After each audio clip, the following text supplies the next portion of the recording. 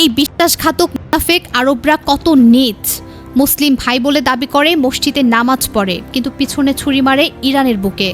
Saudi যুবরাজ মোহাম্মদ বিন সালমান এই লোকটাই সবচেয়ে বড় মুনাফেক। প্রকাশ্যে সে ইরানের প্রেসিডেন্ট মাসুদ পেজেশকিয়ানের সামনে মিষ্টি কথা বলে, তেহরানে হামলা করলে সৌদি আরবের আকাশসীমা বা ভূখণ্ড কখনোই ব্যবহার করতে দেব না। আমরা যুদ্ধ চাই না, আমরা শান্তি চাই। কিন্তু পর্দার আড়ালে ট্রাম্পের সাথে ফোনালাপে একদম উল্টো কথা।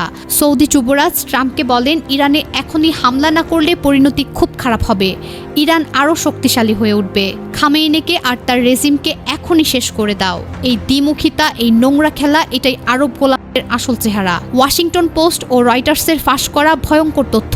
প্রভাবশালী মার্কিন মিডিয়া দুটো একসাথে ফাঁস করে দিয়েছে এই বিশ্বাসঘাতকতার কাহিনী।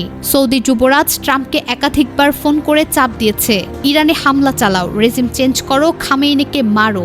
গত জানুয়ারিতে যুক্তরাষ্ট্র সফরে যুবরাজের ভাই খালিদ বিন সালমান প্রাইভেট বৈঠকে মার্কিন কর্মকর্তাদের একই কথা বলেছে, ইরানকে এখনই আঘাত না করলে বিপদ বাড়বে। প্রকাশ্যে সৌদি বলে, আমরা শান্তির পক্ষে, আমাদের ভূখণ্ড ব্যবহার করা যাবে না, কিন্তু গোপনে ট্রাম্পকে উস্কে দিয়ে খামেইনির রক্ত ছড়ানোর রাস্তা তৈরি করেছে।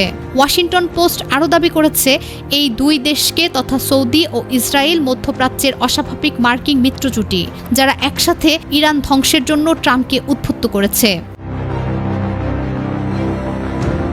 হামলার ঠিক আগে খামেইনি তেহরানের সবচেয়ে সুরক্ষিত কম্পাউন্ডে বসেছিলেন, সাথে দুই সিনিয়র উপদেষ্টা আলী লারিজানি, আলী শামখানি, তিনজন মিলে গোপনে বৈঠক করছিলেন ইরানের প্রতিরক্ষা, নিউক্লিয়ার প্রোগ্রাম ও মধ্যপ্রাচ্যের সংকট নিয়ে। হঠাৎ আকাশ ফেটে পড়ে। ইসরায়েলি F-35 স্টেলথ জেট থেকে বাংকার বাস্টার মিসাইল সরাসরি অফিসের ছাদে আঘাত করে। ছাদ ধসে পড়ে, দেয়াল ভেঙে যায়, আগুনের গোলা 100 ফুট উঠে যায়, কালো ধোঁয়া মাইলের পর মাইল ছড়িয়ে পড়ে। খামেইনি, লারিজানি, শামখানি সবাই ছিন্ন ভিন্ন হয়ে যান। পরিবারের সদস্যরাও সাথে ছিলেন, কেউ বাঁচেনি। এই নৃশংস হত্যাকাণ্ডের পিছনে সৌদি ইসরায়েলের গোপন চাপ ছিল। ট্রাম্প ট্রুথ সোশ্যালে লিখেছেন, খামেইনি ইতিহাসের সবচেয়ে ইভিল লোক মরেছে, এটা ইরানের জনগণের জন্য সর্বোচ্চ সুযোগ। সরকার পরিবর্তন না হওয়া পর্যন্ত হামলা চলবে, শান্তি না আসা পর্যন্ত ভারী বোমাবর্ষণ অব্যাহত থাকবে, যতদিন লাগে। ইরানের প্রাক্তন শাহের ছেলে রেজা পাহলভি ট্রাম্পকে ধন্যবাদ জানিয়ে বলেছেন, খামেইনি মরেছে, ইসলামী রিপাবলিকদের শেষ। ট্রাম্পের কারণে ইরানের মুক্তির ঘণ্টা বেজেছে, এখন ইরানের প্রতিশোধ চলছে।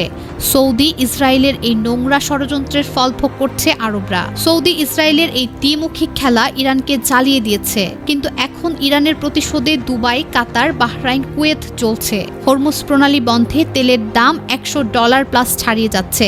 এই গোলাম আরবরা তেলের টাকায় আমেরিকার পা চাটে, কিন্তু পিছনে ইরানকে ধ্বংস করার ষড়যন্ত্র করে। এখন ইরানের ক্ষেপণাস্ত্র তাদের অহংকারের প্রতীক ছাই করে দিচ্ছে। মুনাফিকদের এই খেলা শেষ হবে না, ইরান ছাড়বে না। মধ্যপ্রাচ্য রক্তে ভাসছে, আর এই বিশ্বাসঘাতক আরবদের রক্ত দিয়েই শিক্ষা নিতে হবে। পরিস্থিতি ভয়ঙ্কর, যুদ্ধ থামছে না।